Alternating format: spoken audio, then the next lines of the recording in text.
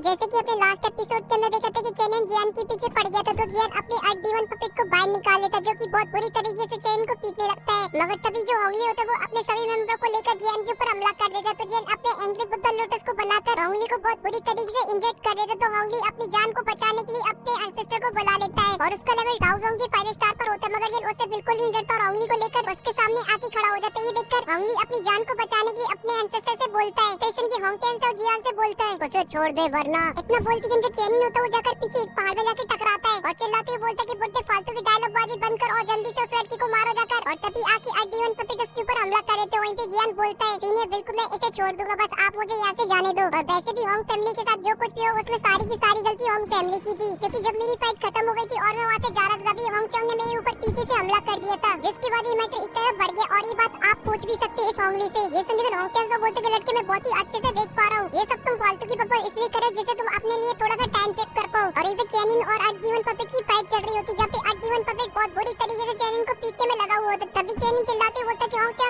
अभी भी तुम क्या कर रहे हो, क्या तुम उस टाइम का वेट करे जब तक मैं मन नहीं जाता हूँ, तब तुम जाकर उस लड़की के ऊपर एक्शन लोगे। ये सुनकर होंग क्या अपनी बेटी को निकाल लेता और बोलता है तो इन सभी का मतलब मैं समझता हूँ कि तुम उसे नहीं छोड़ोगे, तो फिर ठीक है तुम बाद में मुझे ब्लेम मत करना कि मैं तुम्हारे प्रति इतना ज्यादा क्रूर हो गया। वहीं पे ये सब देखिए हमारा टर्की अभी भी मन मन मुस्कुरा रहा होता है और फिर होंग क्या अपने हाथ को आगे बढ़ाता है और अपनी सक्शन फोर्स से होंगली को अपनी तरफ खींचने की कोशिश करता है, मगर तभी जियान होंगली को उठाकर वहाँ से सीधा बाउंड्री लाइन के बाहर फेंक देता है। ये सब देखिए होंग क्या काफी शॉक होता है। तभी जियान बोलता है ओए बुड्ढे मैंने इस होंगली की बॉडी के अंदर अपनी हिडन फोर्स को डाल दिया, अगर उसे सही टाइम पे बाहर नहीं निकाला गया तो होंगली मारा जाएगा। ये सुनकर होंग क्या एकदम से गुस्से में आ जाता है और बोलते कि हरामी कुत्ते, और वहाँ से होंगली की तरफ चला जाता है। वहीं पे ये सब देखिए चेन बोलते कि मैंने इन लोगों के लिए जो कुछ किया वो एकदम बेस्ट है, क्योंकि इस होंग फैमिली के ऊपर बिल्कुल भी ट्रस्ट नहीं किया जा सकता, क्योंकि एक नंबर की नाकारा है। और ये बोलते कि वो D1 पपेट से बच के वहाँ से भागने लगता है, मगर तभी D1 पपेट उसके सामने आ जाता है और उसके ऊपर पाम अटैक कर देता है। चेन भी उसके ऊपर पाम अटैक करता है और जब उन दोनों की पाम अटैक आपस में टकराते वहाँ पे काफी बड़ा ब्लास्ट होता है, जिससे चेन पीछे खिसका हुआ चला जाता है, मगर तभी उसकी नजर आसमान में पड़ती जहाँ पर एक बहुत ही बड़ा पाम बना हुआ होता है और ये अटैक किसी और का नहीं जियान का होता है। तभी जियान जोर से चिल्लाता सी फ्लिपिंग सील और हमला कर देता है और जब होंग उस पाम को अपनी तरफ आगे बढ़ती हुई देखता है तो वो अपनी बेटी की मदद से उसे रोकने की कोशिश करता है। इस वजह से स्पेस के अंदर काफी ज्यादा क्रैक्स आ जाते हैं, मगर तभी चेन के पीछे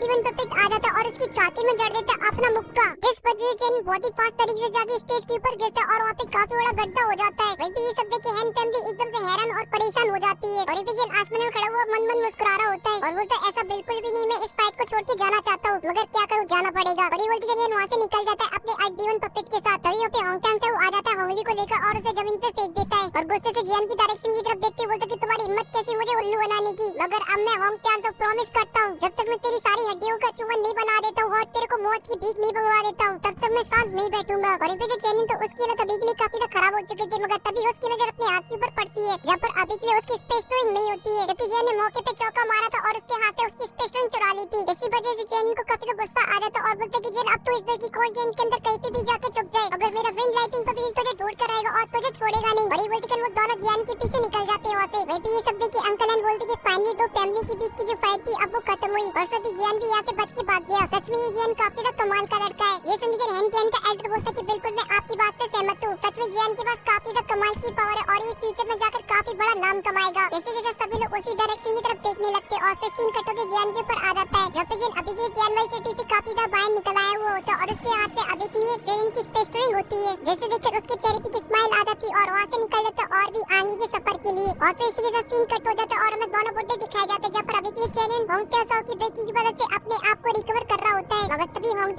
गुस्से से बोलते कि उस हरामी लड़के ने मेरी होंग फैमिली की काफी सारे लोगों को मार डाला है और साथ ही मेरे दोनों मासूम से बच्चों को भी बहुत बुरी तरीके से पेला है उसने, इस वजह से मैं किसी भी कीमत पे उसे जिंदा नहीं छोड़ूंगा। ये सुनकर चेनिन बोलते कि तुम बिल्कुल भी चिंता मत करो, मैंने अभी के लिए विंड लाइटिंग पवेलियन को इसके बारे में इन्फॉर्म कर दिया है कि जियान के पास हमारी एक स्पेशल तरीके की दाव स्किल है, इस वजह से उसकी विंग्स की स्पीड कितनी फास्ट क्यों न बनी रहे, मगर अब उसका बचना हमारे हाथों से बहुत ही मुश्किल है। मगर तभी अचानक से चेनिन की एकदम से वो उठ जाते हैं। ये देखते हुए होंग से बोलते आखिर क्या हुआ, तो चेनिन बोलते कि जो मेरी स्पेस ट्रेन थी उसके ऊपर जो सोल मार्क लगा हुआ था उसे अभी के लिए जियान ने तोड़ दिया है। ये सुनकर होंग काफी शॉक हो जाता है और बोलते ऐसा कैसे हो सकता है। तभी चेनिन बोलते कि जियान मैं प्रॉमिस करता हूँ जब तक मैं तुम्हें मार नहीं डालूंगा तब तक मैं अपनी सेटिंग का मुंह नहीं देखूंगा। वहीं पे होंग की तो एकदम से वो उड़ चुके होते और वो अपने मन में बोल रहा होता है इस लड़की की जो पावर है वो एक नॉर्मल डाउवम की कंपैरिजन में काफी ज्यादा है, क्योंकि इसने डाउवम लेवल की बॉडी के सोल मार्क को भी तोड़ दिया। तभी चेनिन बोलते कि अभी के लिए मैंने जो जियान की बॉडी के अंदर विंड ब्लड मार्क को छोड़ा तो वो अभी भी उसकी बॉडी के अंदर है, इस वजह से हमें जल्दी से निकलना चाहिए उसे पकड़ने के लिए। और इसी के साथ सीन कट होकर जियान के ऊपर आ जाता है, जहाँ पर अभी के लिए जो जियान होता है वो अभी के लिए अपनी सोल पावर की मदद से चेनिन की स्पेस ट्रेन पे लगे सोल मार्क को तोड़ रहा होता है तभी स्पेस ट्रेन टूट जाती है और उसके जो इंजेंट होते हैं वो यहाँ फैल जाते हैं और जिन उसे देखकर बोलते कि 1000 लेवल की बॉडी का सोल मार्क को तोड़ना बिल्कुल भी आसान नहीं है और फिर उन सभी इंजेंटों को देखते मगर तभी जियान की नजर एक स्क्रॉल के ऊपर पड़ती है तो जियान उन सभी मटेरियल को साइड कर देता है और उस स्क्रॉल को अपनी सक्शन फोर्स से पकड़ लेता है और उसे ध्यान से देखने लगता है जहाँ पर उस स्क्रॉल के ऊपर थंडर चमक रहा होता है चारों तरफ मगर तभी जियान उस स्क्रॉल को अड्डीवन पपेट को दे देता है और उसे खोलने के लिए बोलता है ये सुनकर वो अड्डीवन पपेट झट से उस स्क्रॉल को खोल देता है तभी स्क्रॉल में लगी जो शील्ड होती है वो टूट जाती है जिस वजह से काफी ज्यादा थंडर बाहर निकलता है और जाकर सीधा अड्डीवन पपेट में लगता है जिस वजह से वो एक पार्ट के अंदर घुसा हुआ चला जाता है ये देखिए जियान हैरान हो जाता है तभी जो थंडर होता है वो आसपास में फैल लेता है तो जियान अपने ऊपर अपनी देखी की एक शील्ड को बना लेता है जिस वजह से जो थंडर होता है वो जियान की बॉडी को टच नहीं कर पाता है मगर वहीं पे अड्डीवन पपेट के तो 440 वोल्ट के झटके लगे जा रहे होते हैं और फिर कुछ ही देर बाद जो स्क्रॉल की शील्ड होती है वो पूरी तरीके से शांत हो जाती है और तभी जो अड्डीवन पपेट होता है वो भी पहाड़ से बाहर निकल आता है और अपनी बॉडी को एडजस्ट करने लगता है और साथ ही जो थंडर था उसे भी उसने पूरी तरीके से एब्सॉर्ब कर लिया था और फिर उस गुफा के सामने खड़ा हो जाता है जियान की एकदम प्रोटेक्शन बनके और पे जियान उस स्क्रॉल को पकड़ लेता है और उसे खोलता है और खोलते के 3000 इल्यूजन बॉडी तभी उस स्क्रॉल में से काफी स्पेशल एनर्जी बाहर निकलती है और एक ह्यूमन के अंदर कन्वर्ट हो जाती है ये सब देखते ही जियान भी झट से खड़ा हो जाता है तभी वो बॉडी जियान को बताती है अगर तुम्हें ये दाव स्किल को सीखना तो उसके लिए तुम्हें 3000 लाइट मूवमेंट को एकदम मैक्स लेवल तक सीखना होगा जिसके बाद तुम ये 3000 इल्यूजन बॉडी को सीख सकते हो क्योंकि इसके बाद तुम अपने एक स्पेशल फॉर्म को बना सकते हो या फिर तुम उसे अपनी क्लोन बॉडी बोल सकते हो क्योंकि वो तुम्हारी तरह एकदम सेम होगी उसका लेवल भी ऑलमोस्ट सेम होगा तुम्हारे जैसा और ये एक हाई लेवल की डी क्लास दाव टेक्निक है जैसे जियान के एकदम से उड़ जाते और बोलते ये ना असली फ्रेंड लाइटिंग पवेलियन की लेवल की दाव स्किल और एक स्पेशल बॉडी बताती है अगर तुम्हें 3000 इल्यूजन बॉडी सीखना है बस उसकी बस एक ही कंडीशन है तुम्हें सबसे पहले 3000 लाइट मूवमेंट को एकदम मैक्स लेवल तक सीखना होगा तभी तुम इसे आगे चल के सीख सकते हो ये जिंदगी जियान के मन में लड्डू फूटने लगते और बोलते यार ये तो सच में काफी ज्यादा कमाल किया अगर मैंने इसे सीख लिया तो एक टर्की के साथ मेरा एक टर्की फ्री और फिर तो जो मेरे सेम लेवल का बंदा हो तो मुझे किसी भी कीमत पे हरा ही नहीं सकता है और साथ ही मुझे ये बात भी बहुत ही अच्छे से क्लियर हो चुकी है कि जेन्युइन मुझ पे इतना भड़क क्यों रहा था क्योंकि मुझे इस टेक्निक का जो फर्स्ट पड़ा 3000 लाइट मूवमेंट वो मुझे बहुत ही अच्छे से आता है और इसी वजह से मुझे मारने के लिए इतना ज्यादा उतावला हो रहा था मगर फिर भी उस बुड्ढे को इसके लिए थैंक यू बोलना तो बनता ही है क्योंकि अगर वो ये सब हरकतें नहीं करते तो मुझे ऐसी कमाल की चीज के बारे में पता ही नहीं चलता मगर अभी के लिए मैं ये देखना चाहता हूँ इस दाव स्किल को सीखना कितना मुश्किल है और ये बोलते झट से क्रॉस लेग करके बैठ जाता है और उस स्क्रॉल को खोलता है और अपनी स्पेशल स्ट्रेंथ उस स्क्रॉल के अंदर डाल देता है जिस वजह से जियान की जो सोल बॉडी होती है वो स्क्रॉल के अंदर चली जाती है जहाँ पे चारों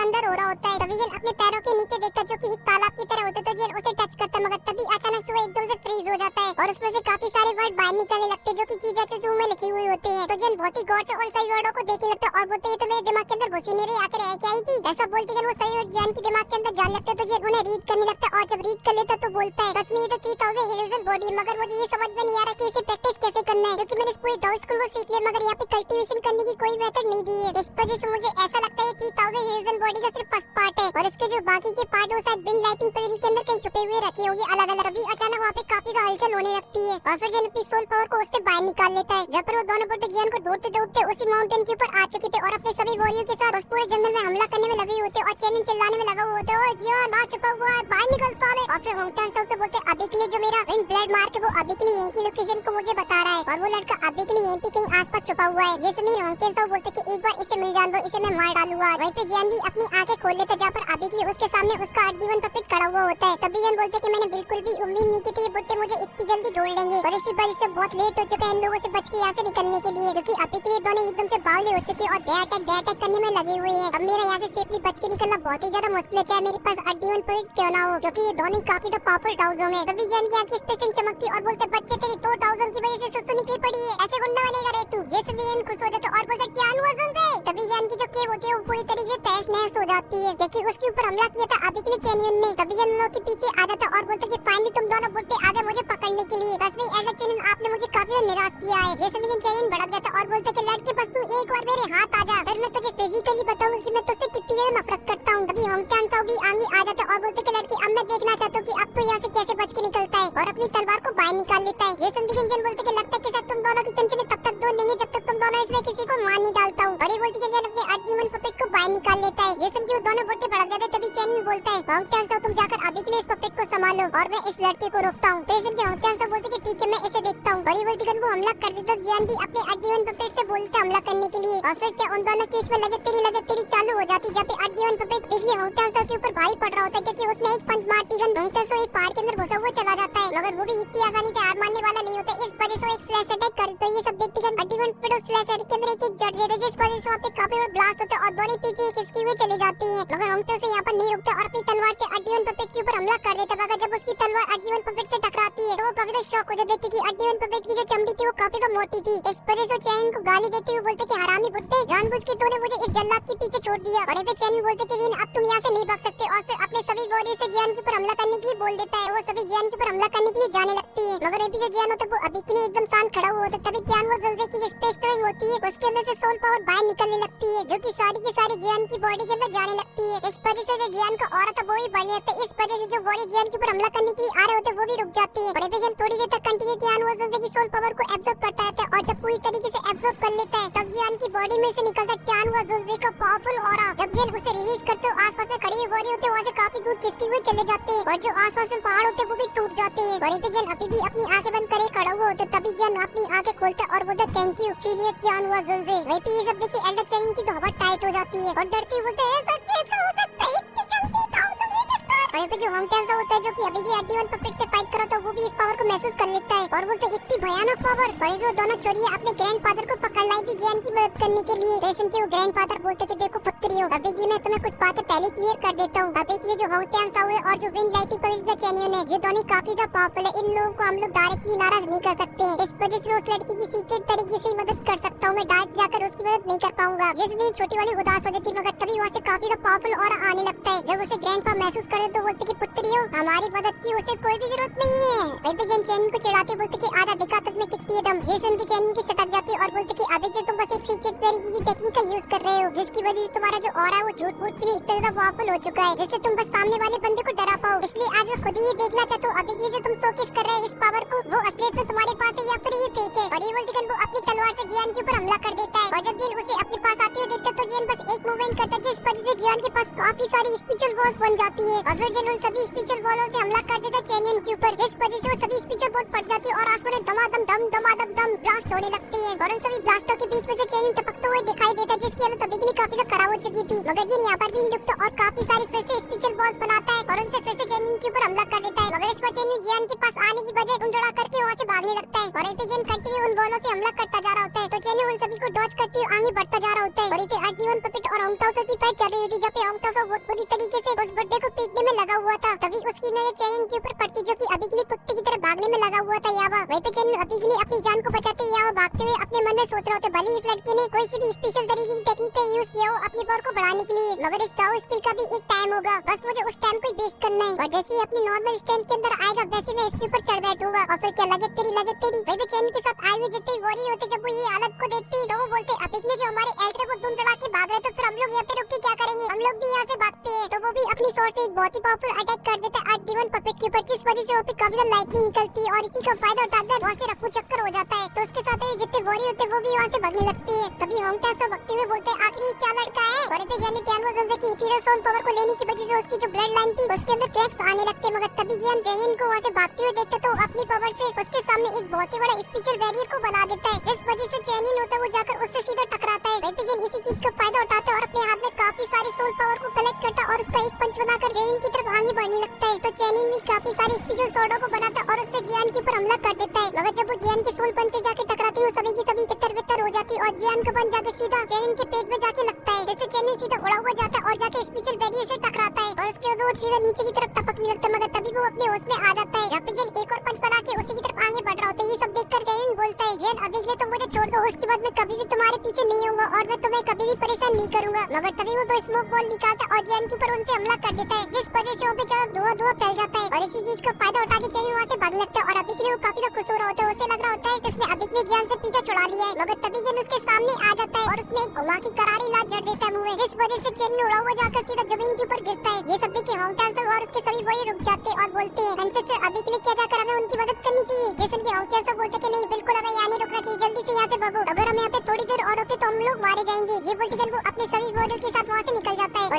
अभी के चैनियन के सामने आ जाता है। इसकी हालत अभी के लिए काफी खराब हो चुकी थी और उसके मुँह से काफी खून निकल रहा होता है मगर फिर वो बड़ी मुश्किल से खड़ा होने लगता है मगर तभी जियान उसके पास आता है और उसकी गर्दन पकड़ के उसे उठा लेता है। ये सब देख के चैनियन काफी भड़क जाता है और अपनी बेटी को निकालने लगता है और बोलते कमीने लड़के अगर तुम मुझे मारना चाहते हो तो फिर ठीक है तो फिर मैं तुम्हें भी आज लेके मारूंगा अपने साथ। और वो ये सब इसलिए बोल रहा होता है क्योंकि वो अभी के लिए अपनी बॉडी को ब्लास्ट करने वाला है और जब जियान ये देखता तो थोड़ा सा पीछे हट जाता है। ये सब देख के चैनियन बोलता है कि अभी के लिए तो पता नहीं है जब एक डाउजो लेवल के वॉरियर अपने आप को ब्लास्ट कर रहा है तो कितना बड़ा धमाका होता है मगर जियान को इन सभी बातों से फर्क नहीं पड़ता और वो अपनी स्पिरिचुअल पावर की मदद से चैन के आसपास एक बैरियर को बना देता है। जैसे देखिए चैन भी काफी ज्यादा शॉक हो जाता है, मगर तभी उसकी बॉडी ब्लास्ट हो जाती है और उस बैरियर की वजह से जियान को कुछ भी नहीं होता है। माउंटेन को भी महसूस हो जाता है और वो समझ जाता है अभी के लिए चैन ने अपनी बॉडी को ब्लास्ट कर लिया है। इस वजह से बोलता है कि अभी के लिए ये मैटर काफी ज्यादा बड़ा हो चुका है और विंड लाइटिंग पे भी अब बिल्कुल भी साथ नहीं बैठेगा। अब तो ये जियान लड़का गया। और ये बोल के वो अपने साथियों के साथ वहाँ से निकलने लगता है। जॉकी पीछे से उन सभी के ऊपर हमला भी करने की कोशिश करता है, मगर इसी के साथ ये एपिसोड यहीं पे खत्म हो जाता है। अब बताओ क्या करें? मेरे हिसाब से इस वीडियो को लाइक कर दो और कमेंट भी कर दो और साथ ही नीचे देखो कोई लाल बटन वगैरह तो नहीं दिखाई दे रहा है। और मैं मिलता हूँ आपसे नेक्स्ट वीडियो में, तब तक के लिए आप सभी को बहुत सारा प्यार।